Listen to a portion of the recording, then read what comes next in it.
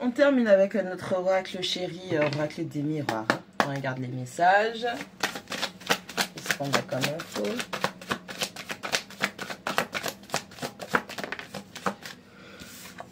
La clairvoyance. On a quelqu'un qui manque de clairvoyance. On a quelqu'un qui n'a pas les tenants et les aboutissants. On a une personne qui manque de discernement. On a quelqu'un qui ne l'a pas vu venir aussi. Voilà, on peut prendre ça comme ça. On a quelqu'un qui ne l'a pas vu venir. Une séparation. Bon. Il y a quelqu'un qui a peut-être manqué de discernement vis-à-vis d'une situation, qui l'a pas vu venir, ou quelqu'un à qui il manquait des informations, des éclaircissements. On a quelqu'un qui était peut-être dans une espèce de brume, de brouillard, de flou. Après une séparation, c'est comme si vous n'aviez pas compris le pourquoi du comment. Ou ça peut être la personne qui vous a quitté, manquait de discernement.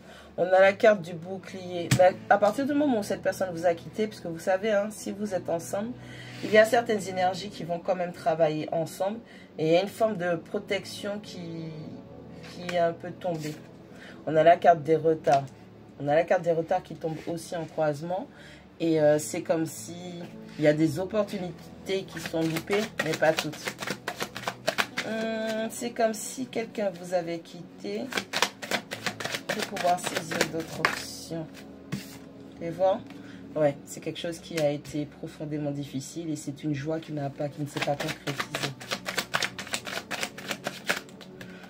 Oh papa. Oh papa. La maison. Moi, tout ça. Des joies qui ne se sont pas concrétisées. Quelqu'un fait tout et n'importe quoi. Manque de discernement, manque de jugeote. Maintenant, on est dans la culpabilité. On se rend compte des conneries que l'on a fait.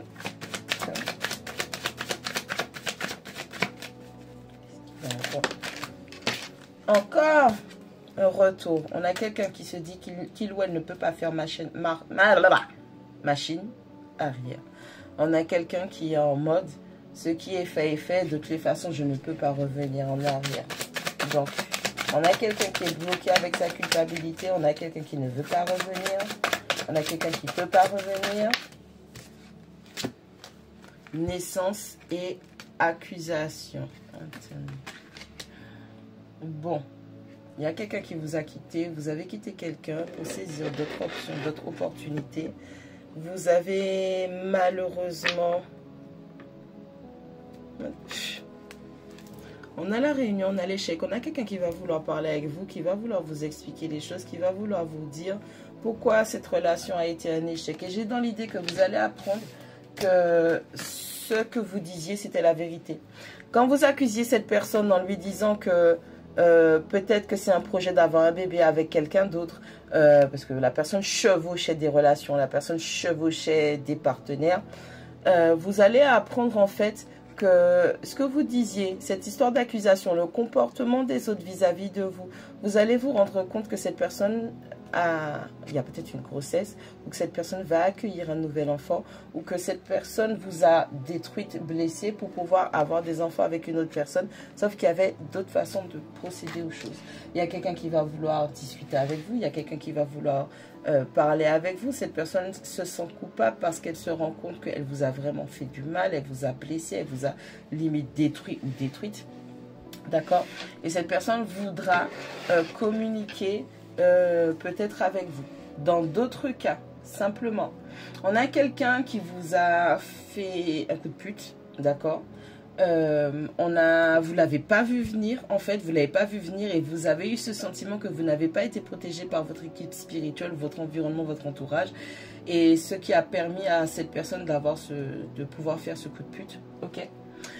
Vous avez l'impression d'avoir manqué des opportunités avec cette personne, mais vous êtes dans une tristesse mais qui est énorme et que cette personne est venue briser votre foyer ou en tout cas le rêve que vous aviez de vous sentir bien. Vous étiez vraiment dans le bad, peut-être des dépressions, des choses comme ça.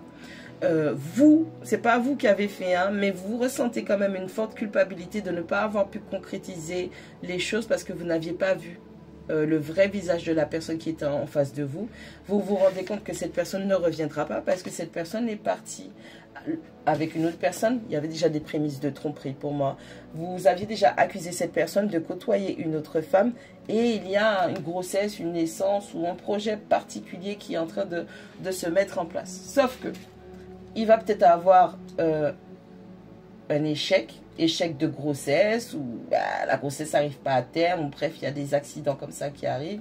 Et cette personne va peut-être se dire que c'est vous qui avez fait quelque chose ou c'est comme si elle va chercher votre pardon à travers la discussion en vous disant les choses, en vous expliquant le pourquoi du comment cette relation n'a pas marché parce qu'elle se dit que si tout ça y est arrivé, si ce malheur-là s'est abattu sur lui ou sur elle, c'est parce qu'elle vous a fait du mal et quelque part, les choses lui tombent dessus. Donc, on a quelqu'un qui va vouloir communiquer avec vous par rapport à le pourquoi du comment le coup de pute il a été fait comme ça et quelles étaient les motivations de cette personne à vous détruire et à détruire votre intériorité, votre cœur, votre mental, votre émotionnel, carrément, peut-être même votre physique aussi.